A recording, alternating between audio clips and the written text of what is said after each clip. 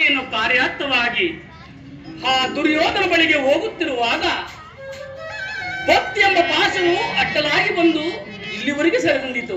ಆಹಾ, ನೀನೇನು ಸಾಮಾನ್ಯನೇ? ಜಗದ ಜನರ ವ್ಯಾಪಾರ ವ್ಯವಹಾರ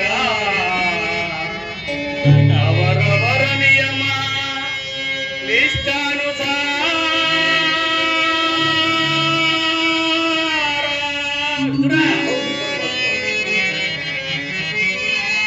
ಜಗದ ಜನರ ವ್ಯಾಪಾರ ವ್ಯವಹಾರ ಅವರವರ ನಿಯಮ ನಿಷ್ಠಾನುಸಾರ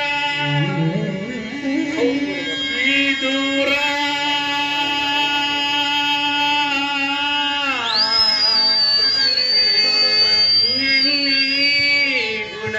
ಗುಣಸಾಗರ ನುಡಿಯಮೃತಮಯ ಮಧುರ ಭಕ್ತಿಯು ಜಗದಿಹ ಪಾರ ನಿನ್ನ ಕೀರ್ತಿಗಿದುವೆ ಆಧಾರ ವಿದುರ ಇಲ್ಲಿ ಗುಣಸಾಗರ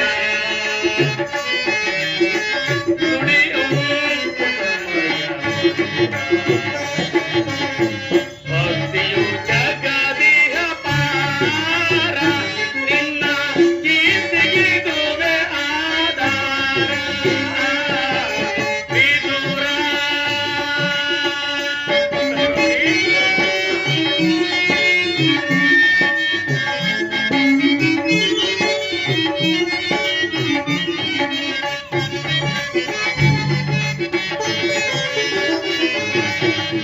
ನಿನ್ನಯ ಮನವ ಬಲ್ಲರೆ ಮಾನವ ಗುಣಗಂಭೀರ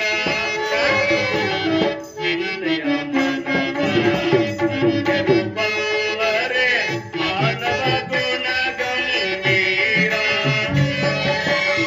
ರಾಮ ಕ್ರೋಧ ಮದ ಮೋಹವ ತ್ಯಜಿಸಿ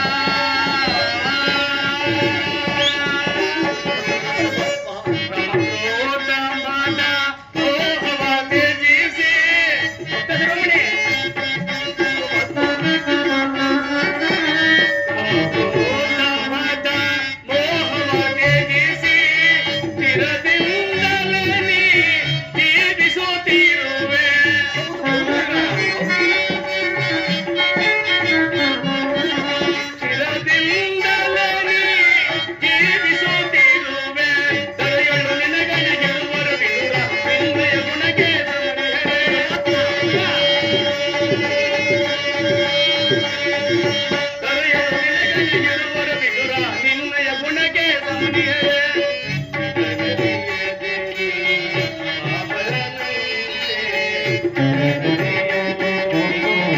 ಅಮರನಂತೆ ವಿದುರ ನಿನ್ನಿ ಗುಣಸಾಗರ ನುಡಿ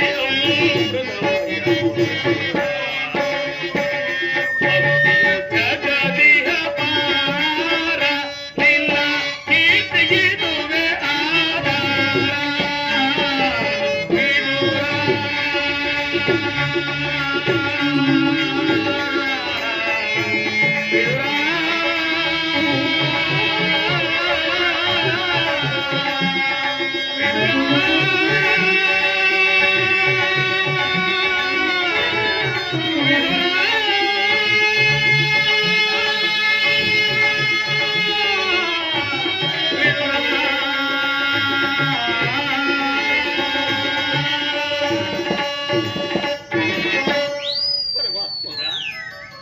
ನಾನೇನು ಕಾರ್ಯಾರ್ಥವ ಸತತವೂ ನನ್ನನ್ನೇ ಜ್ಞಾನ ಮಾಡುತ್ತಾ ಪ್ರಪಂಚದ ಭೋಗ ವಸ್ತುಗಳನ್ನು ತ್ಯಾಗ ಮಾಡಿ ಗೋಮಾತೆಯ ಕ್ಷೀರದಿಂದಲೇ ಜೀವಿಸುತ್ತಿರುವ ನಿನ್ನ ಭಕ್ತಿಯ ನಾನು ಅರಿಯನೇ. ಅದರಲ್ಲಿ ನನಗೆ ಬಹಳ ಹಸಿವಾಗುತ್ತಿರುವುದು. ಏನಾದರೂ ಆಹಾರವಿದ್ದರೆ ಕೊಡುವಿದ್ರ? ಪರಮಾತ್ಮ, ಬಿದುರ, ನನ್ನಲ್ಲಿ ಗೋಮಾತೆಯ ಕ್ಷೀರವಲ್ಲದೆ ಮತ್ತೆ ಸಾಧ್ಯ? ಏನು ಬಿದುರ, ಕ್ಷೀರವೇ ಕ್ಷೀರ, ನನಗೆ ಅತ್ಯಂತ ಪ್ರಿಯವಾದ ಆಹಾರ. ಹಿಂದೆ ಕುಚೇಲನು ಬಹು ಭಕ್ತಿಯಿಂದ ತಂದಿದ್ದ ಅವಲಕ್ಕಿ ಸಾರವು ಈಗಲೂ ಸೇವಿದಂತಿದೆ. ಹಿಂದೆ ರಾಮಾವತಾರದಲ್ಲಿ ಭಕ್ತನಾದ ಸವರಿಯು ಬಹು ಭಕ್ತಿಯಿಂದ ಕಚ್ಚಿ ಹಾರಿಸಿಟ್ಟ ಹಣ್ಣಿನ ರುಚಿಯು ಆಹಾ ಈಗಲೂ ಸೇವಿದಂತಿದೆ. ಈಗ ನಿನ್ನಲ್ಲಿರುವ ಕ್ಷೀರವು ಅವೆಲ್ಲಕ್ಕಿಂತಲೂ ಅತ್ಯುತ್ತಮವಾದುದು. ಎಲ್ಲಿ ಅದನ್ನೇ ತೆಗೆದುಕೊಂಡು ಬಾ ಬಿದುರ. ಏಕೆ ಬಿದುರ, ಏಕೆ ತವಕು ಬಿಡುತ್ತಿರುವೆ?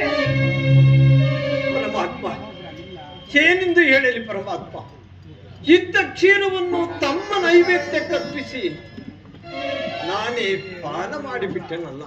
ನನಗರ್ಪಿತವಾದ ಮೇಲೆ ಪಾತ್ರೆ ತಳಭಾಗದಲ್ಲಿ ಸ್ವಲ್ಪವಾದರೂ ಸೇಸಿ ಬಿಡಿದಿರಬೇಕು. ಇಲ್ಲಿ ಅದನ್ನೇ ತೆಗೆದುಕೊಂಡು ಬಾ ಬಿದುರ. ಆಗಲಿ ಆಗಲಿ ಪರಮಾತ್ಮ.